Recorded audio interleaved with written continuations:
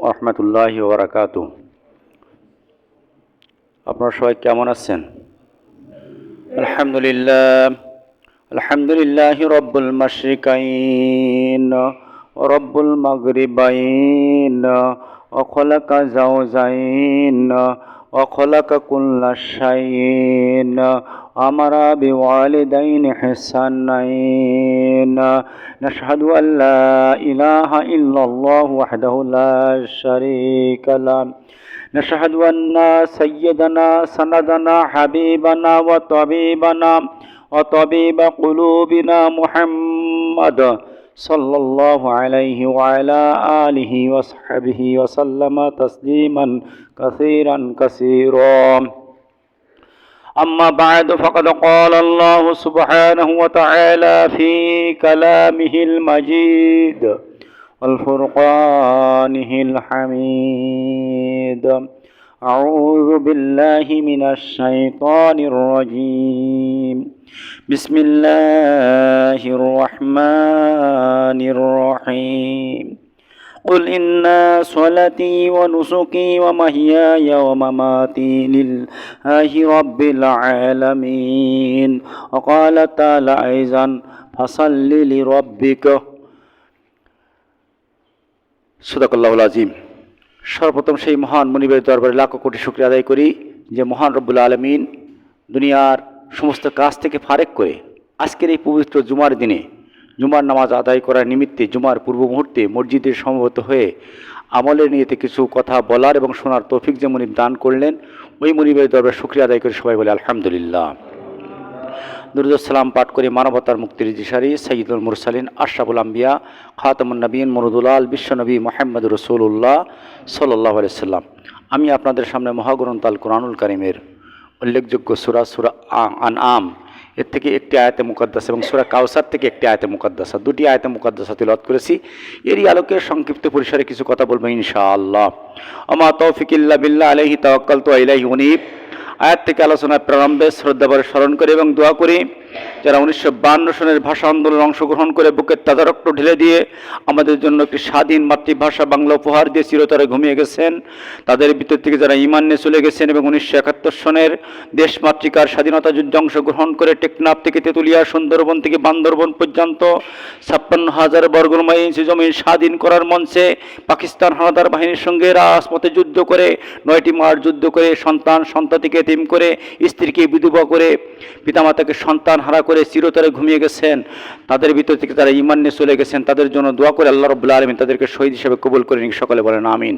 এবং হযরত শাহজালাল রহমাতুল্লাহ আলাইহি, হযরত খান জাহান আলী রহমাতুল্লাহ আলাইহি ও শাহ মাকদুম রহমাতুল্লাহ আলাইহির পদধূলি ধন্য স্মৃতি বিজড়িত বাংলার এই সবুজ ভূখণ্ডে কালেমার পতাকা উড্ডীন করার মঞ্চে কোরআনের রাজ কায়েম করার জন্য কালিমাতুল্লাহিয়াল উলিয়া ও কালিমাতুল্লাযিনা কাফারুস সুফলা এই আয়াতের স্লোগান নিয়ে রাজপথে কথা বলার কারণে সমকালীন স্বৈরাচার শাসকের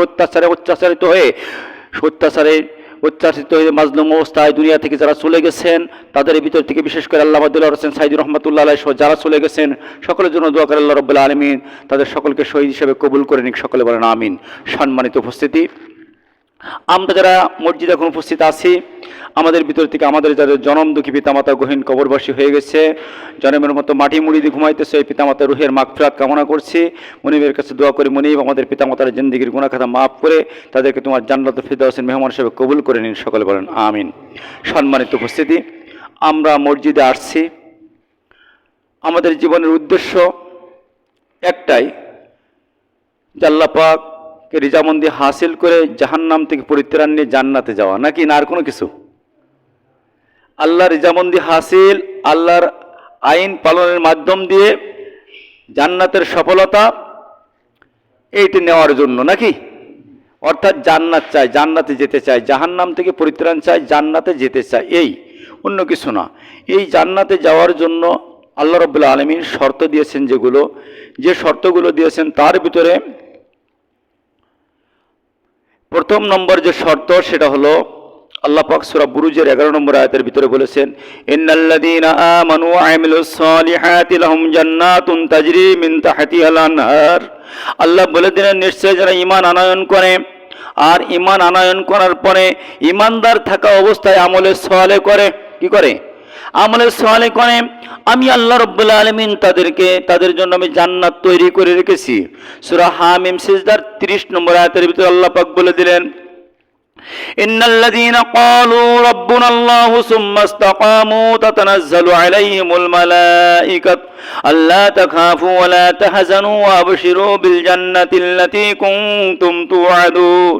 আল্লাহ বলে দিলেন, ঈমানদার বলে দাবি করলেই কিন্তু শেষ না, ঈমান আনার পরে ওই ঈমানের পরে টিকে থাকতে হবে। কি করতে হবে? টিকে থাকতে হবে। ঈমানদার থাকা অবস্থায় আপনাকে মৃত্যুবরণ করতে হবে। আর না ঈমান আমি এনেছিলাম কিন্তু মৃত্যুকালে ঈমান থাকলো না, তাহলে কি লাভ হবে? লাভ হবে না। আল্লাহ বলছেন, ইন্নাল্লাযীনা ক্বালু রাব্বুনাল্লাহ, যারা বলল আমি আল্লাহ আমার রব, বলার পরে সুম্মা ইসতাকামু, এরপর সে প্রতিষ্ঠিত থাকলো, ওই রবের আইন পায়ের বুড়ো আঙুল থেকে শুরু করে মাথার চুল পর্যন্ত বাস্তবায়নের চেষ্টা করবে। রান্নাঘর থেকে শুরু করে পার্লামেন্ট, সেক্রেটারিয়েট, বঙ্গভবন, ক্যান্টনমেন্ট সহ বাংলার জমিন নয়, তাম পৃথিবী মাশরিক থেকে মাগরিব, শিমাল থেকে জুনুব পর্যন্ত প্রতিটা রন্ডে রন্ডে কোরআনের আইন পরিচালনার চেষ্টা করবে। বুঝছেন কথা? ক্বালু রাব্বুনাল্লাহ সুম্মা ইসতাকামু, যদি এইরকম ভাবে প্রতিষ্ঠিত থাকতে পারে, তাতানাজ্জালু আলাইহিমুল মালাঈকা, আমি আল্লাহ রাব্বুল আলামিন তাদের উপরে ফেরেশতা নাযিল করব। আল্লাহ তাখাফু, তাদের কোনো ভয় নেই, ওয়ালা তাহজানু, কোনো চিন্তাও নেই, ওয়াবশিরু, তারা সুসংবাদ গ্রহণ করুন, বিল জান্নাহ, জান্নাতের, আল্লাতী কুনতুম তুআদুন, যে জান্নাতের ওয়াদা আমি কোরআনে করেছি। বুঝছেন কথা? তাহলে জান্নাত পেতে গেলে কি করতে হবে? ঈমানের পরে টিকে থাকতে হবে। আল্লাহ রাব্বুল আলামিন কালামে পাকের ভিতরে সূরা বাকারার ভিতরে বলে দিলেন, সূরা বাকারা 208 নম্বর আয়াতের ভিতরে বলে দিলেন, ইয়া আইয়ুহাল্লাযীনা আমানু উদখুলু ফিস সিলমি কাফা ওয়া লা তাত্তাবিউ খুতুওয়াতিশ শাইতান। আছে কোরআনে। আল্লাহ বলেন সূরা বাকারা 208 নম্বর আয়াতের ভিতরে বলে দিলেন, ও ঈমানদারগণ, কারা? ঈমানদাররা। তাহলে ঈমান যারা আনয়ন করছে এদের বলছে, ইয়া আইয়ুহাল্লাযীনা আমানু উদখুলু, তোমরা প্রবেশ করো। কিসের সিগা? আমরের সিগা। আমরের সিগা, তা জুমার সিগা। উদখুলু, তোমরা প্রবেশ করো। প্রবেশ করো ফিস সিলমি কাফা, ইসলামের ভিতরে পুরোপুরি। কিভাবে? পুরোপুরি। কিন্তু আমাদের সমাজের অবস্থা হয়েছে দেখেন, যে আমরা পুরোপুরি প্রবেশ করতে রাজি না। পুরোপুরি কাকে বলে? পুরোপুরি বলে তো সবগুলো মানলে নাকি? মনে করেন একটা ছাত্র এসএসসি পরীক্ষা দিছে, এসএসসি পরীক্ষায় সাবজেক্ট ছিল 10টা। কয়টা? 10টা সাবজেক্ট যখন পরীক্ষা দেবে তাহলে পুরোপুরি পরীক্ষা দেওয়া হয়েছে। আর 10টা সাবজেক্ট যখন 33 নম্বর করে পেয়েছে তখন পুরোপুরিও পাস করেছে। এরপর তার নম্বর গেজেটে আসবে কিনা? রোল নম্বর গেজেটে আসবে না? পরীক্ষা একটা দিল না, তাহলে কেউ পুরোপুরি পরীক্ষা দিয়েছে বলেন? পুরোপুরি পরীক্ষা দেয়নি। আর পুরোপুরি পরীক্ষা যদি না দেয়, 10 সাবজেক্টের ভিতরে যদি 9 সাবজেক্ট পরীক্ষা দেয়, 9 সাবজেক্ট পরীক্ষা দিয়ে যদি এই 20 বছরের বাংলার জমিনের সফল প্রধানমন্ত্রী প্রাইম মিনিস্টার শেখ হাসিনার ছেলে হয় 9 সাবজেক্ট পরীক্ষা দিলে ওর নাম্বার কি দাখিল পরীক্ষার গেজেটে আসবে? আসবে? বলেন আসবে? মুসলমানেরা, যদি প্রধানমন্ত্রীর ছেলে 20 বছরের সফল প্রধানমন্ত্রীর ছেলের রেজাল্ট যদি গেজেটে না আসে, আপনার অর্থনীতি কোথায়? আপনার রাজনীতি কোথায়? আপনার পরিবার নীতি কোথায়? আপনার বিয়া নীতি কোথায়? সব তো শিরিক মুশরিকদের সঙ্গে। আপনি কিভাবে মুমিন বলে দাবি করেন? আল্লাহ রাব্বুল আলামিন কালামে পাকের ভিতরে সূরা আহজাবের 21 নম্বর আয়াতের ভিতরে বলে দিলেন, লাকাদ কানা লাকুম ফি রাসূলিল্লাহি উসওয়াতুন হাসানাহ, প্রতিটা ক্ষেত্রে নবী মুহাম্মদ সাল্লাল্লাহু আলাইহি ওয়াসাল্লামকে উসওয়া হাসানা মেনে নাও। রাজনীতি বাদে, আমি তো কুরবানির পরে আলোচনা করব। রাজনীতি বাদে বলেন, অর্থনীতি বাদে, সমাজনীতি বাদে, পরিবার নীতি বাদে, বিয়া নীতি বাদে, আন্তর্জাতিক নীতি বাদে, এগুলো বাদ দিয়ে না। প্রতিটা সাবজেক্ট ফরজ সাবজেক্ট, একটা সাবজেক্ট আপনি বাদ দেবেন, আপনি ফেল। আপনি কি? ফেল। আর ফেল হয়ে গেলে কি নাজাত পাওয়া যাবে? আল্লাহ রাব্বুল আলামিন কালামে পাকের ভিতরে সূরা মুমিনুন আয়াত নম্বর 1, কত বললাম? আয়াত নম্বর 1 আল্লাহ বলে দিন, ক্বাদ আফলাহাল মুমিনুন, মুমিনেরা সফল কাম হয়ে গেছে। আর মুমিন কারা? মুমিন হলো ওরাই যারা প্রতিটা রাসূল করিম সাল্লাল্লাহু আলাইহি ওয়াসাল্লাম আনিত প্রতিটা সাবজেক্টে ন্যূনতম 33 পেয়েছে। এরাই হলো কি? বলেন কি? মুমিন। এরাই কি? মুমিন। যদি কোনো ব্যক্তি কোনো হারাম কাজ করেন, হারাম কাজ করলে যে তার ঈমান চলে যায় তা না। হারাম কাজ করলে সে গুনাহগার হয়। কি হয়? প্রথম গুনাহগার হয়। কিন্তু যদি কোনো হালালকে ইনকার করে হারাম কাজ করে, সাথে সাথে কি হয়ে যায়? কাফের হয়ে যায়। আমি তো মনে করছিলাম যে এখানে আজ প্রায় 5-6 বছর জমা পড়াচ্ছি, আলোচনা যা করেছি টুকটাক, অন্তত ঘোড়া দৌড় মনে হয় আমার মসজিদের মুসাল্লিরা দেখতে যাবে না। কি করবে না? আমার মসজিদের মুসাল্লিরা ঘোড়া দৌড় দেখতে যাবে না। আল্লাহ, আমি মাঠে গেলাম আসরের পরে ঘাস কাটে দেখি ওই রাস্তা দিয়ে মোটরসাইকেল চালা আসতেছি, পিছনে ঘাস বাঁধা, দেখি আমার মসজিদের জাজ্জেল মুসাল্লি তাবলিগ জামাতের খেতা বুকসা নিয়ে থাকে, অথচ ঘোড়া দৌড়ের মাঠে।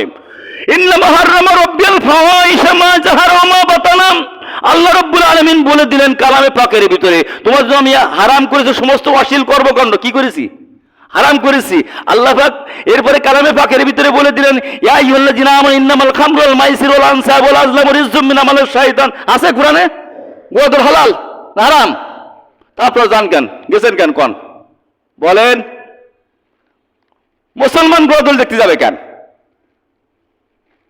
আল্লাহ রাব্বুল আলামিন কালামে পাকের ভিতরে সূরা নাহাল আয়াত নম্বর 90, ওই আয়াত নম্বর 90 নম্বর আয়াতের ভিতরে বলে দিলেন, যেটা প্রতি জুমায় ম্যাক্সিমাম জুমার ইমাম সাহেবরা সানি খুতবার ভিতরে পড়ে, ইন্নাল্লাহা ইয়া'মুরু বিল আদলি ওয়াল ইহসান ওয়া ইতাইযিল কুরবা ওয়া ইয়ানহা আনিল ফাহশাই ওয়াল মুনকার ওয়াল বাগি ইয়াইযুকুম লাআল্লাকুম তাযাক্কারুন। শুনেছেন আয়াত? ওই আয়াতের ভিতরে প্রথম 3টে আদেশ করেছে, লাস্টে 3টে নিষেধ করেছে। প্রথম বলেছে ইহসান করো, ইন্নাল্লাহা ইয়া'মুরু বিল আদলি ওয়াল ইহসান ওয়া ইতাইযিল কুরবা, ন্যায় বিচার করো, ইহসান করো, নিকটাত্মীয়দের সঙ্গে ভালো ব্যবহার করো। এরপর আল্লাহ পাক বলছে ওয়া ইয়ানহা আনিল ফাহশা, আমি আল্লাহ নিষেধ করছি ইয়ানহা ওয়া ইয়ানহা আনিল ফাহশা, সমস্ত ফাহিশা কাজ থেকে। তাহলে গোড়াদর কি? ফাহিশা কাজ না? আল মুনকার, এরপর খারাপ কাজ থেকে। দেখলাম যে হাত মোজা পা মোজা পরি চশমা চকি দিয়ে ঘোড়াদৌড় দেখতে গেছে, বুঝছেন? আবার কয়েকজন হুজুর দেখলাম টুপি মাথায় আছে, রাস্তায় দাঁড়ায় পড়ে কি দেখতিস? ঘোড়াদৌড় দেখতিস। বুঝছেন কথা? সাবজেক্ট দুটো নেয়নি। কয়টা নেয়নি? দুটো নেয়নি। মাঝে যশোরে এক জায়গায় বলছিলাম এক আইনজীবী ফোরামে, তো সেই আইনজীবী ফোরামটা বলে জামাত ইসলামের ফোরাম, বলে সেখানে সবটাই জামাত ইসলামের লোকজন বসবাস করে থাকে। আমি বললাম এই চেম্বারে একজন আছে জামাত ইসলাম আর সব হলো জামা ইসলাম। বললে ও আবার কিরাম? বলে এসব ওই জামাত ইসলামের পোশাক দেরি আছে। কি দেরি আছে? পোশাক দেরি আছে। বিশ্বনবীর পোশাক দেরি আছেন আপনি, বিশ্বনবীর সুন্নাত দেরি নেই। বিশ্বনবীর সুন্নাত ধরে রাখলে আপনি গোয়াদল দেখতে যেতে পারেন না। পারেন? বিশ্বনবীর পোশাক ধরে আছেন, পোশাকে ইসলাম, সুন্নাতে ইসলাম আপনার ভিতরে নাই। সুন্নাতে ইসলাম থাকলে আপনার স্ত্রীকে আপনি বেপরদায় নিয়ে যেতে পারেন না। পারেন? সুন্নাত যদি আপনার ভিতরে থাকে, যদি আপনার ভিতরে তাকওয়া অর্জন করতে পারেন, আপনি তাকওয়া যদি ভয় করেন, আল্লাহকে যদি ভয় করেন, তাকওয়ার যদি নিয়ত আপনার ভিতরে থাকে, তাহলে তো আপনি সুদি টাকা লাগাতে পারেন না। এখন আমরা সামনে কুরবানি করবো, তাহলে কুরবানির ভাগি তো এখন তো শুরু হয়ে গেছে নাকি? ভাগি শুরু হয়ে গেছে। গত সময় বলছিলাম আমার এখানে একটা গ্রুপ আছে, দেখলাম তারা প্রতি বছরই এক গ্রুপের সঙ্গে এক লোকের সঙ্গে কুরবানি করে। তারা আবার উমরাকারী, কয়েকজন উমরা করে আসছে, আমি নাম বলুন, উমরা করে আসছে। কিন্তু যাদের সঙ্গে কুরবানি করে তারা নামাজ একক্ত পড়ে না। কি পড়ে না? নামাজ একক্ত পড়ে না। তো নামাজ যদি ও না পড়ে আর আপনি যদি ওরে দাওয়াত দিয়ে না ফেরত করেন, দাওয়াত না দেন, তাহলে ওর সঙ্গে কুরবানি করেন কেন? আপনার কুরবানি হবে না। কি হবে না? কুরবানি হবে না। তার কারণ কুরআনুল কারীমের ভিতরে আগে বলছে কি? নামাজ আগে কি? ইন্না সলাতি আগে কি? নামাজ। আর নুসুক এরপর কি? কুরবানি। তো নামাজ নাই, কিসের কুরবানি? গত জুমায় বলেছিলাম বউ না থাকলে মামা শ্বশুর থাকে। বলেন কুরবানি কি ওয়াজিব না? ওয়াজিব না? আর নামাজ কি না? অনেকের কাছে আবার হয়তো অন্য কিছু হতে পারে। এই যারা এই করতেছে কুরবানি বড় গরু নাচানাচি করতেছে, নামাজ পড়ে না, তো এর কাছে কি? এর কাছে নামাজ মুস্তাহাব মনে হয়, মুবাহ এরকম কিছু নাকি? সুন্নাতে গায়রে মুআক্কাদা এই জাতীয় মনে হয়। কুরবানিটাই বড়। বউ না থাকলে মামা শ্বশুর থাকে। বউ তালাক দিছে বাড়ির থেকে দিয়ে, মনে করেন যে চিনিটুল্লাহ বাজারে গেছে, যে মামা শ্বশুরের সঙ্গে সাক্ষাৎ। চিনিটুল্লাহ বলে মামা আসসালামু আলাইকুম রহমতুল্লাহ, হ্যাঁ ঠিক আছে, সালাম উত্তর নিয়ে মুসাফা কুলাকুলি করে এবার বলতেছে মামা চলেন বাসায় যেতে হবে, গরুর গোশো কিনলো, ওখান থেকে কিনে নিয়ে মামারে বাড়ি নিয়ে বলছে বাইক নিয়ে বাইক নিয়ে কাজ করবো, করে না, কথা শোনে না, তো গোষ্ঠী মেরি তালাক দিয়ে দিস। এইরাম ভাষা, গোষ্ঠী মেরি তালাক দিয়ে দিস। আপনি মামা শ্বশুর আপনার সঙ্গে আত্মীয়তা করবো তো সম্ভব কি? আত্মীয়তা থাকবে বলেন? ও বসবে? মামা শ্বশুর বসবে না। তো ফরজ না থাকলে যেমন বউ না থাকলে মামা শ্বশুর থাকে না, নামাজ না থাকলে তার কুরবানি নেই। নামাজ না থাকলে কি নেই? কুরবানি নেই। ইসলামের ফাউন্ডেশনের মূল একটা হলো নামাজ। একটা কি? নামাজ। আর সালাতু ইমাদুদ্দিন, নামাজ দিনের খুঁটি। ফাকাদ আকামাহা আকামাদ্দিন, যে এই খুঁটিকে স্থাপিত করলো সে দিন কি স্থাপিত করলো, দিনকে প্রতিষ্ঠা করলো। বাইনাল আব্দুল কুফরে তারকুস সালাত, আল্লাহর বান্দা মুমিনার কাফের, দুইজন ভিতরে পার্থক্যকারী কি? নামাজ।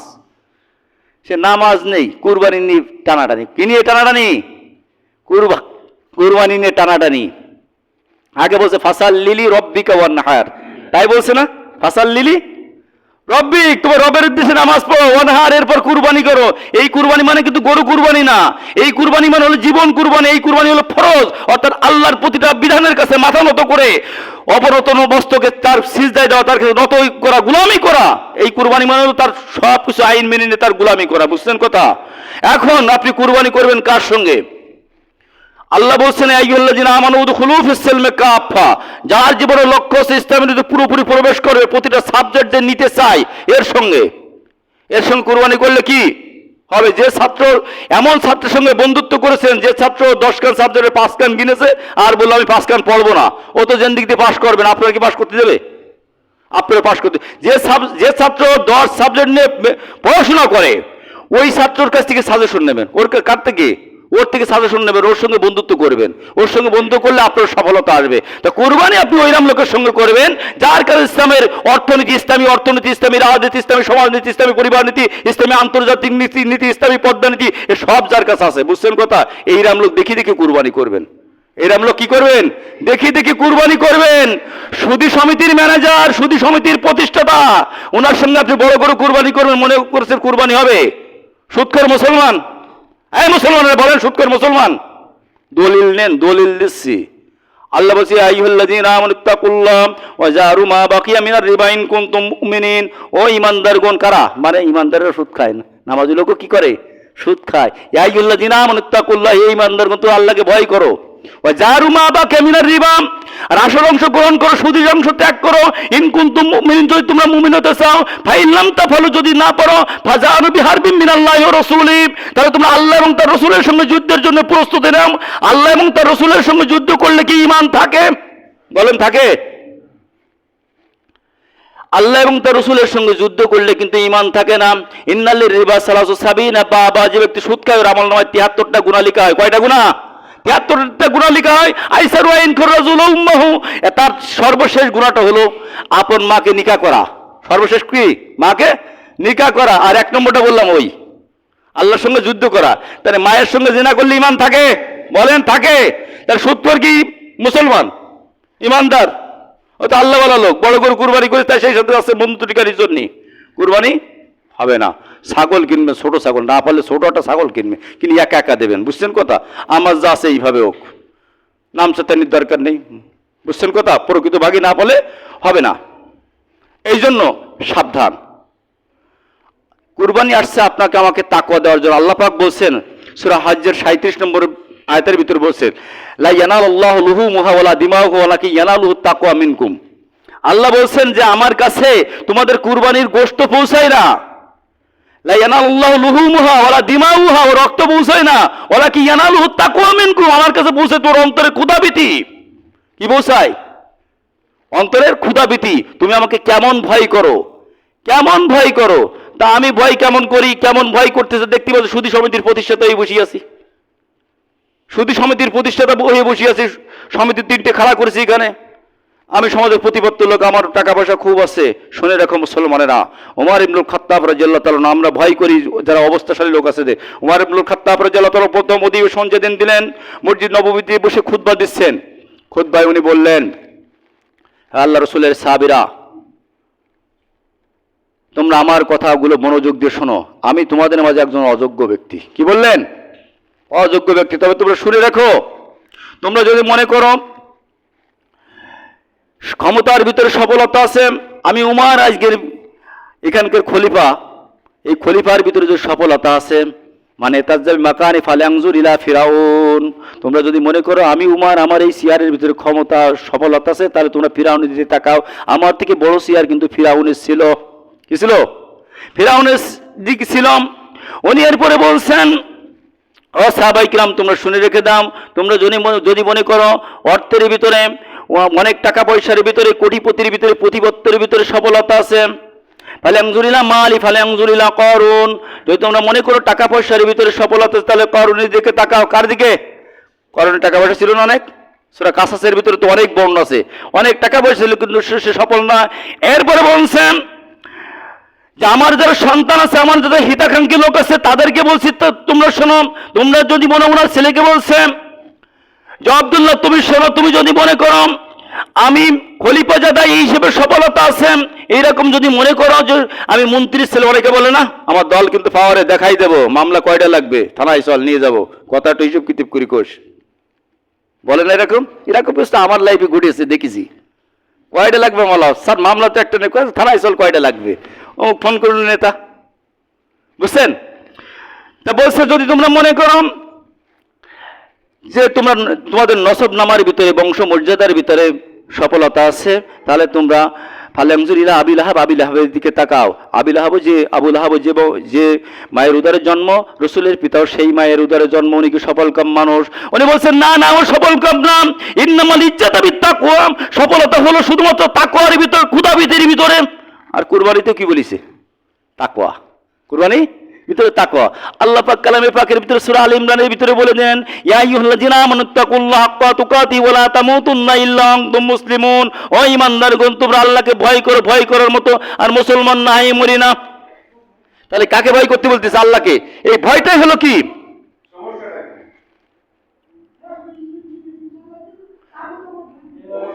এই ভয়টাই হলো তাকওয়া। এই ভয়টা কি? তাকওয়া। এই তাকওয়া যদি না থাকে, ক্ষুধাভীতি যদি না থাকে, তাহলে কিন্তু ইবাদত গ্রহণযোগ্য না। এই জন্য আপনাকে আমাকে ফিরে আসতে হবে রাসূল কারীম সাল্লাল্লাহু আলাইহি ওয়াসাল্লাম থেকে আনিত যতগুলো সাবজেক্টের প্রতিটা সাবজেক্ট যারা জীবনে মানার চেষ্টা করে, জীবনে কি করে মানার চেষ্টা করে, তাদের সঙ্গে কুরবানি করবেন। বুঝছেন কথা?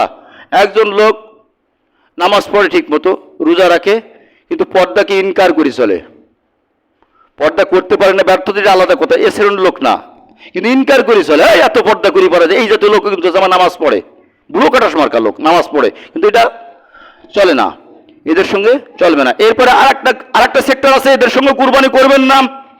কিছু কিছু লোক ইদানিং দেখবেন বিভিন্ন কিস্সা কাহিনী নিয়ে পড়িয়েছে টিভির ঘরে, ইউসুফ জুলেখা নাটক, কি বললাম শুনেছেন? ইউসুফ জুলেখার নাটক। এই ইউসুফ জুলেখার নাটক যারা বিশ্বাস করে, এদের কারোর ঈমান নেই। 5 লক্ষ 7 লক্ষ 10 লক্ষ টাকা খরচ করে মক্কায় রেখেছে, ওই পর্যন্ত শেষ, ও আর পার হয়নি। যদি বলেন কেন? আল্লাহ রাব্বুল আলামিন কালামে পাকের ভিতরে সূরা ইউসুফ একটা সূরা নাজিল করে ওর ভিতরে ইউসুফ আলাইহিস সালামের সমস্ত কাহিনীগুলো কোট করে দিয়েছেন, আর আমরা নাটক আকারে যা বানাইছি ওর সব উল্টো। আর এইগুলো আমি কোরআন বাদ দিয়ে এইগুলো বিশ্বাস করে নিয়েছি। কোরআন বাদ দিয়ে যখন আমি এইগুলো বিশ্বাস করার সঙ্গে সঙ্গে ঈমান কি শেষ? ঈমান শেষ, হজ শেষ। এই জন্য ইউসুফ জুলেখার যে কাহিনী কোরআনের আয়াতের সঙ্গে মেশে না। আমি 7ম বার যখন জেলখানাতে ছিলাম, 7ম বার 8ম বার জেলখানায় থাকাকালীন সময়ে আমি ওখানে দেখেছি, দেখার পরে আমি ওই জেলখানার জমিন ওখানে ওর পরে খুতবা দিয়েছি। ওখানে আমি একদিন দেখলাম, দেখার পরে আমি বললাম যে এখানে এই সমস্যা, এই সমস্যা, যে এখানে মেলে না। দেখেন কোরআনের আয়াত এই বলছে, কোরআনের আয়াত এই বলছে, আর এখানে এই বলেছে, এখানে বেগানা নারী ছেড়ে দিয়েছে, এখানে ইউসুফ আলাইহিস সালাম আল্লাহর পয়গম্বর একজনকে বানানো হয়েছে, ইয়াকুব আলাইহিস সালাম আল্লাহর পয়গম্বর একজনকে বানানো হয়েছে, পয়গম্বরের রূপ ধারণ করে উনি অভিনয় করতে, এগুলো হারাম। আরে বিশ্বাস করলে ঈমান থাকবে না। আমার সমাজে দেখি অনেক হাজী সাহেব 11টা পর্যন্ত, রাত 11টা 12টা পর্যন্ত চার দোকানে বসে উঠে এইরাম করি তাকায় চশপর ফাঁক দিয়ে। কি হলো? কি খুব ভালো, খুব ভালো, খুব ভালো। কি কাকে ভালো বলেন আপনি? কুরআন বিরোধী কিসসা কাহিনী।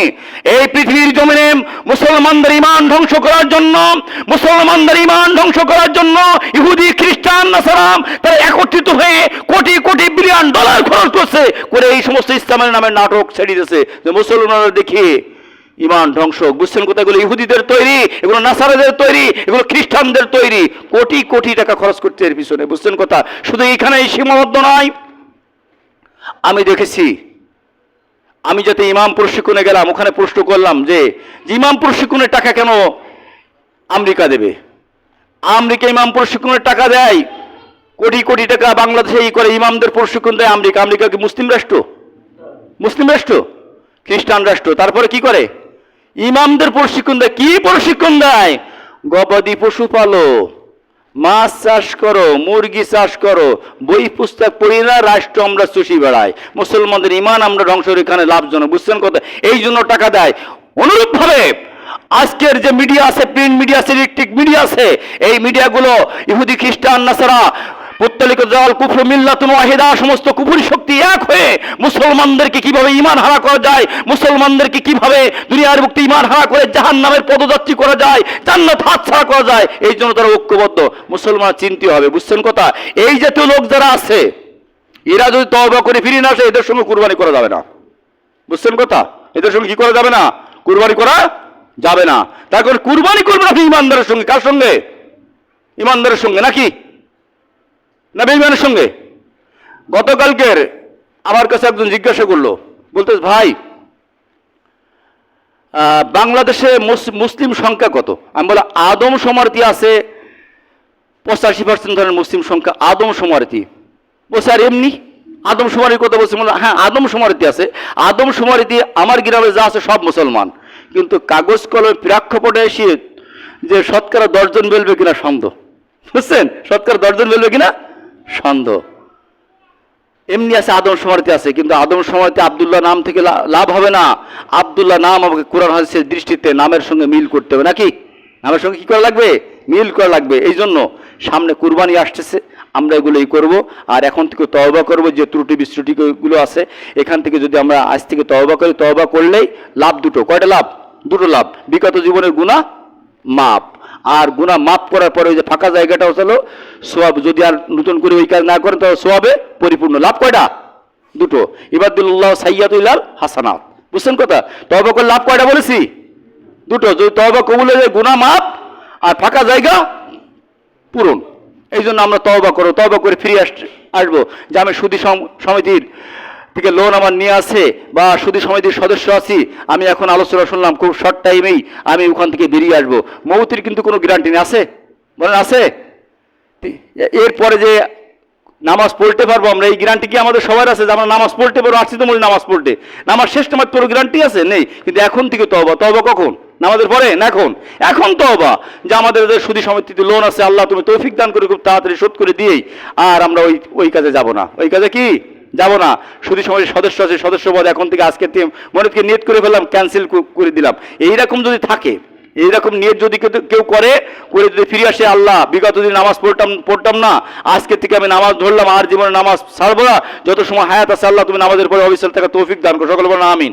এই নিয়ত যদি করে তার সঙ্গে কুরবানি করা যাবে। যদি এই নিয়ত না করে, যে কায়দা আছে ওই কায়দায় চলে, ওর সঙ্গে কুরবানি করা যাবে না। করলে আপনার কুরবানি হবে না।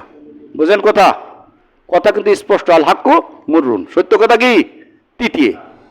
এই জন্য আমাকে হক কথা আমাকে বলতেই হবে। হক কথা না বলে তো জাহান্নামের প্রতীক হওয়া যাবে না। হক কথা বলবো না আমি, আপনারা নাজাত পেয়ে যাবেন। ধরা খাবো আমি। কি করব? ধরা খাবো আমি। দলিল সূরা বাকারা আয়াত নম্বর 174। ইন্নাল্লাযীনা ইয়াকতুমুনা মা আনজালাল্লাহু মিনাল কিতাবি ওয়া ইয়াশতারুনা বিহি সামানান ক্বালীলা উলাইকা মা ইয়াকুলুনা ফি বুতুনিহিম ইল্লান নার ওয়া লা ইউকাল্লিমুহুমুল্লাহু ইয়াওমাল কিয়ামাতি ওয়া লা ইউযাক্কিহিম ওয়া লাহুম আযাবুন আলীম। আমাকে বলছে, ও খতিব সাহেব, তুমি যদি কোরআনের কিছু কথাকে গোপন করো, ইয়াকতুমুনা মা আনজালাল্লাহু মিনাল কিতাব, আমি যা পৃথিবী জমিনে মানুষের উপর নাজিল করেছি, কিতাব নাজিল করেছি, ওর কিছু কথা বলো, সুবিধা মতো গুলো বলো, আর বাকিগুলো গোপন করো। গোপন করে কি করো?